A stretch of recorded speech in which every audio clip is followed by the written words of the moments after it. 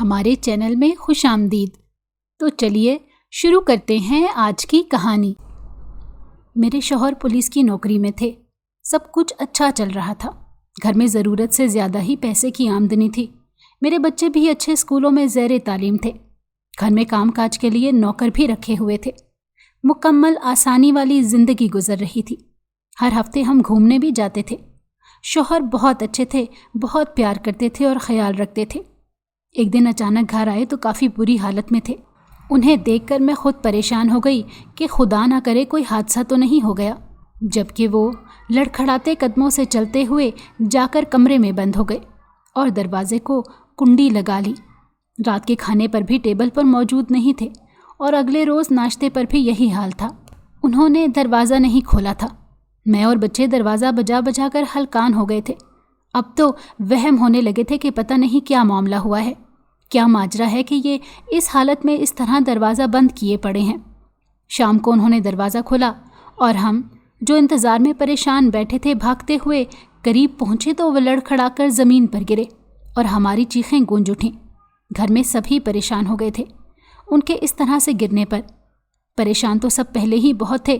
ہم ہسپتال لے کر گئے تو ڈاکٹر نے کہا انہیں کوئی پریشانی ہے، اس پریشانی نے ان پر بہت اثر کیا ہے اور بھوک پیاس کی وجہ سے ان میں کمزوری ہو گئی تھی، اسی لیے بھی ہوش کھو دیے۔ ابھی بہتر ہیں گھر لے جائیں، کچھ کھلائیں پلائیں اور پریشانی سے دور رکھیں۔ اور بھی کئی ہدایات دیتے ہوئے ڈاکٹر نے اپنا کام سر انجام دیا۔ انہیں لے کر ہم گھر آ گئے اور مسکراتے ہوئے سب نے استقبال کیا۔ شوہر نے محسوس کیا کہ گھر کا ماحول ایک دم سے سنجیدہ ہو گیا ہے، بچے پریشان کھڑے ہیں، بیوی کے چہرے کا رنگ متغیر ہے، اسی لیے انہوں نے ہنسنا بولنا شروع کر دیا بچوں کے ساتھ تاکہ ان پر اثر نہ پڑے، جبکہ میں سائڈ پر کھڑی ہو کر ان کے چہرے پر سجی جھوٹی مسکان دیکھ رہی تھی اور یہ جان رہی تھی کہ وہ جھوٹ موٹ کا مسکرا رہے ہیں، بس بچوں کو بھلانے کے لیے۔ رات کا کھانا سکون سے کھایا گیا اور پھر ہم کمرے میں آ گئے۔ میں نے سر دباتے ہوئے ان سے معاملے کی سنگینی جاننی چاہی، لیکن کوئی جواب نہیں دیا۔ اگلے دن بھی وہ پولیس اسٹیشن نہیں گئے، گھر ہی آرام کیا۔ اس کے بعد وہ اگلے دن گئے اور وہاں سے پھر اسی حالت میں گھر آئے۔ یہ اب روز کا معمول ہونے لگا تھا کہ وہ پولیس اسٹیشن سے بہت ہی خراب حالت میں گھر آتے۔ مجھے ان کی حالت دیکھتے ہوئے ایسا لگنے لگا جیسے کوئی آسیب ان پر چمڑ گیا ہے۔ گھر کا ماحول بھی بدل کر رہ گیا تھا۔ کہاں ہم ہر دن عیش کرنے والے اب ایک ہی فرد کے لیے پریشان رہنے لگے تھے۔ دیکھنے میں سب ویسے ہی تھا، لیکن شوہر اب بیمار رہنے لگے تھے، روتے رہتے اور تڑپتے رہتے، مہینہ مہینہ بخار رہنے لگا تھا اور ڈاکٹرز یہی کہہ رہے تھے کہ انہیں کسی بات کی پریشانی ہے، کوئی بات ہے جو یہ دل میں چھپائے ہوئے ہیں۔ طبی ڈاکٹر سے لے کر نفسیاتی سب کے پاس ہم لے کر گئے، دم بھی ڈلوایا، نظر بھی اتاری، لیکن کوئی فرق نہیں آ رہا تھا، کوئی اثر نہیں ہو رہا تھا۔ حالت تھی کہ دن بدن گرتی چلی جا رہی تھی۔ اب شوہر بالکل خاموش رہنے لگے تھے، اتنے کہ لگتا ہی نہیں تھا کہ گھر میں موجود ہیں۔ ایک جگہ بیٹھے ہیں تو بیٹھ کر بس اسی جگہ کو گھورتے رہیں گے، نہ بچوں پر کوئی دھیان، نہ توجہ، نہ گھر کا کچھ پتہ، نہ ہی اپنا کوئی ہوش۔ ایک دن میں نے انہیں خود سے بات کرتے دیکھا، وہ بڑبڑا رہے تھے۔ میں نے ڈرتے ہوئے ان کے کندھے پر ہاتھ رکھا کہ خیریت ہے، کس سے باتیں کر رہے ہیں؟ میرے یہ کہتے ہی مسکرانے لگے کہ نہیں تو کچھ بھی نہیں ہے، سب ٹھیک ہے، دیکھو تمہارے سامنے ہوں۔ جبکہ میں ان کے چہرے کا اڑا ہوا رنگ، آنکھوں کے نیچے سیاہی مائل ہلکے دیکھ رہی تھی۔ ان کی حالت دیکھ کر تو میرا اپنا دل گھبرا اٹھا تھا۔ پھر یہ روز کا معمول بن گیا، یہ آفس سے آ کر کمرے میں بند ہو جانا اور خود سے باتیں کرنا، جب پوچھوں تو مسکرا پڑنا، کچھ بھی نہیں بتاتے تھے۔ روز کی روٹین میں اب تو یہ بھی شامل ہو گیا تھا کہ انہوں نے باقاعدہ رونا دھونا بھی شروع کر دیا تھا۔ اتنا مضبوط توانا مرد جب روتا ہے تو معاملات کی سنگینی کا ادراک ہوتا ہے، اور یہی تھا کہ وہ پریشان حال مرد در بدر بھٹک رہا تھا۔ کیا روک تھا؟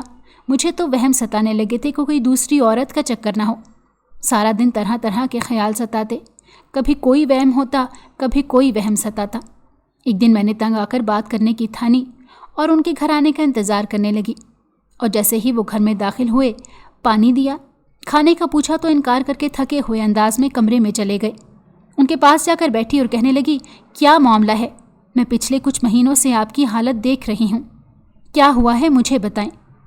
وہ مجھے ٹالنے لگے کہ کوئی معاملہ نہیں ہے، کچھ نہیں ہوا، بس آفس کا کام زیادہ ہے۔ میں غصہ ہو گئی اور کہنے لگی، مجھے سمجھ نہیں آ رہا ہے، اگر کسی دوسری عورت کا مسئلہ ہے تو بتائیں मुझ से जान छुड़ानी है तो भी बता दें, ज़बान ना बंद रखें।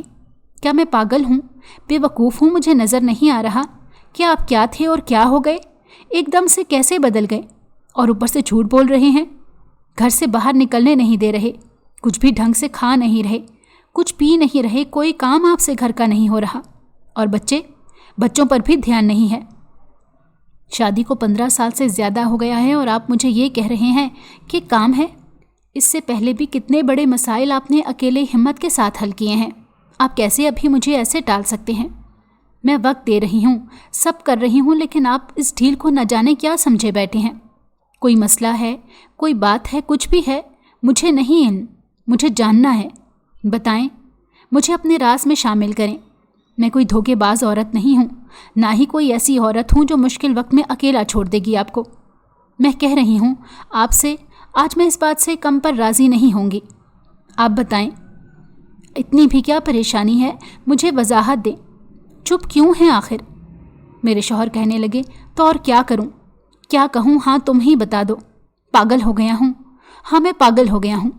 तुमने छोड़कर जाना है, जाओ, मुझे नहीं ज़रूरत किसी की। उनकी इस बात ने तो सर पर छत गिरा दी मेरे। मैंने ये कब चाहा कि ये कब सोचा, ऐसा तो कुछ भी नहीं है। मेरे शौहर के सिवा है ही कौन? फिर मुझे एहसास हुआ कि मेरी ऊंची आवाज़ ने उन्हें ये कहने का मौका दिया। वो परेशान हैं, बेचैन हैं, बेसकून हैं। ऐसे में मैं चीखूंगी तो वो नहीं समझेंगे, मैं गलत अंदाज में बात करूंगी और वो गुमराह होंगे। मेरा लहजा नहीं ठीक होगा तो वो कभी ना जान सकेंगे कि मैं उनकी मदद करना चाहती हूँ।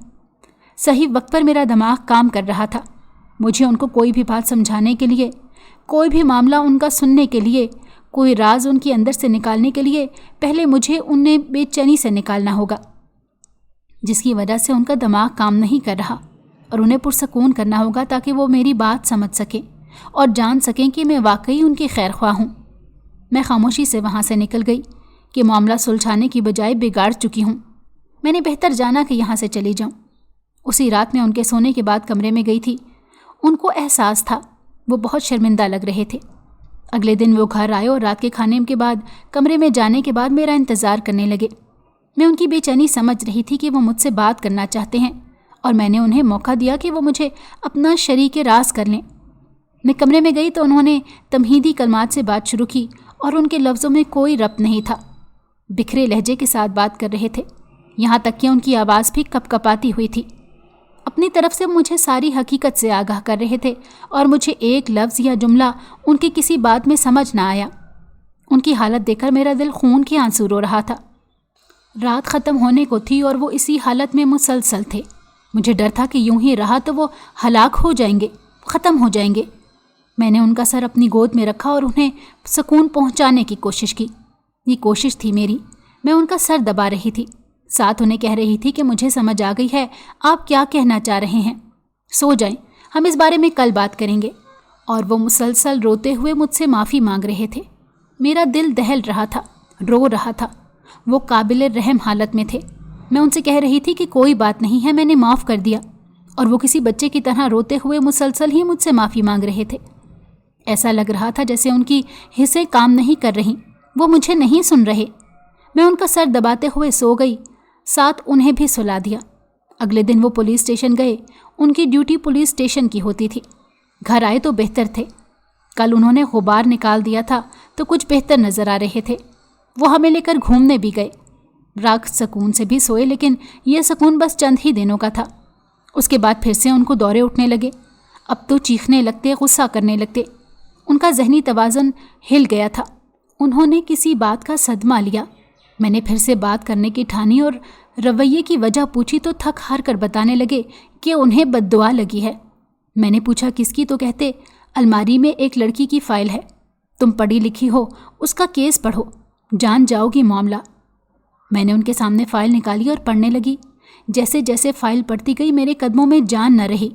मैंने अपने शौहर से पूरी कहानी पूछी, उन्होंने बताना शुरू किया। एक दिन मेरे ऑफिस में एक लड़की FIR कटवाने आई। हमने लिख ली और काम भी शुरू किया, लेकिन हम पर उस लड़की की वजह से दबाव आना शुरू हो गया कि हम उस लड़की का केस ना लें।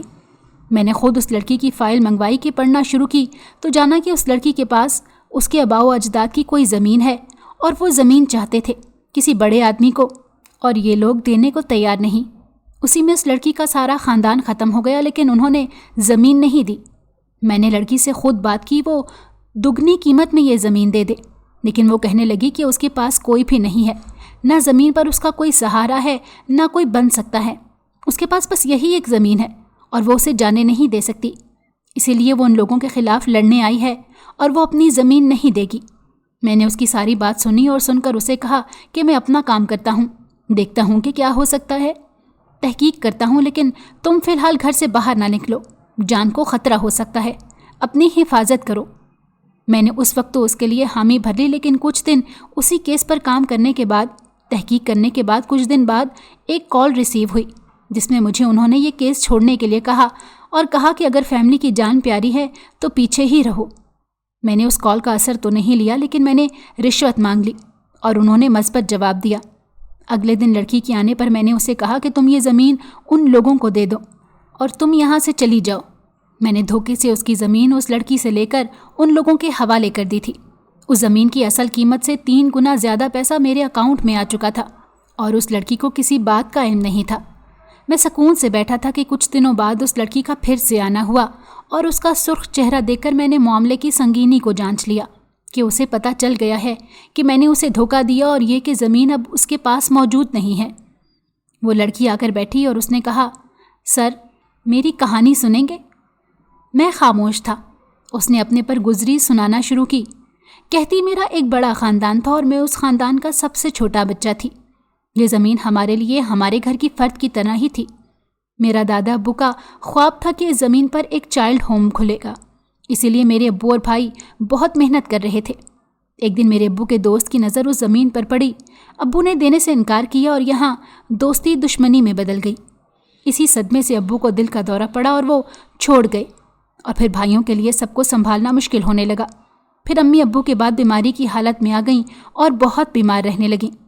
کچھ عرصے میں وہ بھی رضائے الہی سے جا ملیں۔ گھر کا امن ختم ہو گیا تھا، سبھی کے لیے سنبھلنا مشکل ہو گیا تھا۔ زمین کا معاملہ چل رہا تھا، مخالف پارٹی کے لوگوں کو جلدی تھی، وہ یہ زمین جلد از جلد چاہتے تھے۔ انہوں نے بھائی کو ڈرانے کے لیے ایک روڈ ایکسیڈنٹ کروایا، لیکن اس کا اثر الٹا ہو گیا اور اس حادثے میں میرے دونوں بھائیوں کی حادثاتی موت ہو گئی۔ ان دنوں میں ہاسٹل میں پڑھتی تھی، ڈاکٹر بن رہی تھی، گھر کے سارے معاملات سے باخبر تھی۔ میں پڑھائی چھوڑ کر واپس آ گئی اور گھر سے تمام افراد کا جنازہ اٹھتے دیکھا کہ ان جنازوں میں بچے بھی شامل تھے۔ وہ انکل جنہیں زمین چاہیے تھی وہ میرے پاس افسوس کے لیے آئے اور حادثے کا ذکر کرتے ہوئے کہا، میرا ایسا ارادہ نہیں تھا، میں صرف ڈرانا چاہتا تھا، لیکن اب یہ ہو گیا ہے۔ تم اکیلی لڑکی ذات ہو، میری وجہ سے تمہارا نقصان ہو گیا ہے، بہت زیادہ نقصان ہو گیا ہے، اکیلی رہ گئی ہو تم۔ اگر تم یہ زمین مجھے دے دو تو میں تمہیں اپنی بہو بنا لوں گا، عزت دوں گا اور خاندان دوں گا۔ میں ان کے سامنے ڈٹ گئی اور صاف منع کر دیا کہ اب مجھے آپ سے کوئی امید نہیں ہے، آپ نے میرا سب کچھ چھینا ہے، ابھی آپ کا وقت ہے، کر لیں جو کرنا ہے، جب میرا آئے گا میں دیکھوں گی۔ اس دن سے میں اکیلے ان کے خلاف لڑ رہی ہوں، لڑکی ذات ہونے کی، اکیلے رہنے کی، اور بہت سی دھمکیاں بھی مل چکی ہیں، لیکن میں نہیں مانی۔ پتہ نہیں کیوں دل نے آپ پر بھروسہ کرنے کے لیے کہا اور میں نے زمین کے کاغذات آپ کے حوالے کر دیے، اور دیکھیں آپ نے کیا کیا میرے ساتھ۔ آپ بھی سکون سے نہیں رہیں گے، دوست بن کر آپ نے دشمنی نبھائی ہے، منافقت اختیار کی ہے اور بہت اچھا سبق سکھایا ہے مجھے۔ یاد رکھنا آپ کہ آج میں ہی صرف یہاں سے نہیں جا رہی ہوں، بلکہ آپ کا سکون اور خوشیاں سب لے کر جا رہی ہوں۔ اس کے وہاں سے جاتے ہی وہ واقعی میرا سب کچھ لے گئی۔ تم مجھے معاف کر دو، میں اس سے بھی معافی مانگ لوں گا۔ میرے شوہر ساری حقیقت بتاتے ہوئے رو رہے تھے اور میں انہیں سن رہی تھی۔ اس دن انہوں نے ایک نئی راہ ڈھونڈی اور انہوں نے یہ طے کیا کہ اب وہ اس لڑکی کو تلاشیں گے اور اس کی مدد کریں گے، اس کی زمین اس کو واپس دلوائیں گے۔ اس نئے عزم نے انہیں ایک نئی زندگی سے نوازا تھا۔ اس دن وہ خوب تیار ہو کر گھر سے نکلے تھے اور پولیس اسٹیشن جا کر اس لڑکی کو ڈھونڈنے کی اور اس کیس پر پھر سے کام کرنے کے آرڈرز جاری کیے تھے۔ کچھ ہی دنوں میں اس لڑکی کا پتہ چل گیا تھا، وہ ایک ہاسٹل میں رہ رہی تھی۔ اس نے اپنے گھر کو تالا لگا دیا تھا اور پڑھائی چھوڑ کر ایک NGO کے ساتھ کام کر رہی تھی۔ میرے شوہر اس سے ملنے ہاسٹل گئے تو اس نے ملنے سے اور بات کرنے سے انکار کر دیا اور یہ کہہ کر لوٹا دیا کہ وہ میرے شوہر سے کوئی مدد نہیں لینا چاہتی اور نہ ہی ان کی مدد کر سکتی ہے۔ دوسری طرف میرے شوہر نے اپنے ساتھ کام کرنے والوں کو بھیس بدل کر اس بندے کے گھر بھیجا جو کہ وہاں نوکر کی حیثیت سے تھے، اور اسی لیے تھے تاکہ موقع ملتے ہی ان کے کاغذات کو چرا سکے۔ اس کیس پر میرے شوہر بہت محنت سے کام کر رہے تھے، اور جیسے جیسے کام بنتا دکھائی دے رہا تھا وہ بہت خوش ہو رہے تھے اور پچھلے عرصے ہونے والی ذہنی تکلیفوں سے آزاد ہونے لگے تھے۔ اسی وقت میں میرے شوہر کے آدمیوں نے زمین کے کاغذات چرا لیے تھے، اور یہاں سے میرے شوہر نے وہ کاغذات تیار کروا لیے تھے جس کے ذریعے سے وہ زمین اس لڑکی کو واپس مل جاتی۔ کاغذات ہاتھ آتے ہی میرے شوہر نے شکرانے کے نفل پڑے۔ اس شخص سے دستخط کروانے کے لیے بالکل ویسے ہی دھوکہ دیا جیسے کہ اس لڑکی کو دیا تھا، اور کاغذات دھوکے سے کسی اور کے نام کروائے تھے۔ یہاں بھی میرے شوہر نے اسی طرح کا دھوکہ دیا اور کاغذات اس لڑکی کے نام واپس کروا لیے، اور اگلے دن اس لڑکی کے پاس جا کر اسے وہ کاغذات دے آئی۔ وہ لڑکی ان کاغذات کو دیکھ کر بہت خوش ہوئی، اور یہاں سے اصل کام شروع ہوا تھا، کیونکہ زمین جس کی تھی اس تک پہنچ گئی تھی۔ اب اس کی حفاظت کرنا تھی، زمین کی بھی اور اس لڑکی کی بھی۔ اس بات کا علم جب اس شخص کو ہوا جس نے زمین دھوکے سے حاصل کی تھی، اس نے میرے شوہر کو دھمکی دی، اور اسی دوران میرے شوہر نے گھر پر سخت پہرے ڈال دیے تھے۔ ہمارے پاس حفاظت کا اس کے علاوہ کوئی ذریعہ نہ تھا۔ میرے شوہر کو اپنے رب پر یقین تھا کہ ہم سب اس کے محتاج ہیں، وہی کوئی راستہ نکالے گا۔ ہم پر بہت مشکل وقت آیا۔ میرے شوہر کو کسی نے دھوکے میں ڈال کر نوکری سے نکلوا دیا، اور اس کے بعد آنے والے افسر نے لڑکی کے خلاف انکوائری شروع کر دی۔ اس دوران خدا کا کرنا ایسا ہوا کہ وہ انکل دل کا دورہ پڑنے سے انتقال کر گئے، اور پیچھے والی وارث کیس کو زمین سے کوئی لینا دینا نہیں تھا۔ اس شخص کی بہت سی جائیداد تھی۔ اگر وہ لڑکی کی زمین کے پیچھے بھاگتے تو وہ ساری ہاتھ سے جانے کا خطرہ تھا۔ یہاں وہ لڑکی قدرتی طور پر بڑی آزمائش سے نکل گئی، اور میرے شوہر کو واپس نوکری پر بلا لیا گیا، اور اب سب کچھ ٹھیک ہے۔ اس لڑکی کی بد دعا کا اثر میرے شوہر نے لیا تھا، اور وہ بھی ختم ہو چکا ہے، اور اب میرے شوہر پہلے سے کافی زیادہ نرم اور مہربان دل رکھتے ہیں۔ اگر آپ کو ہماری کہانی پسند آئی ہو تو ہمارے چینل کو لائک کریں اور سبسکرائب کر دیں۔ بیل نوٹیفیکیشن کو بھی آن کر دیں تاکہ ہماری آنے والی ہر مزیدار کہانی آپ کو وقت پر ملتی رہے۔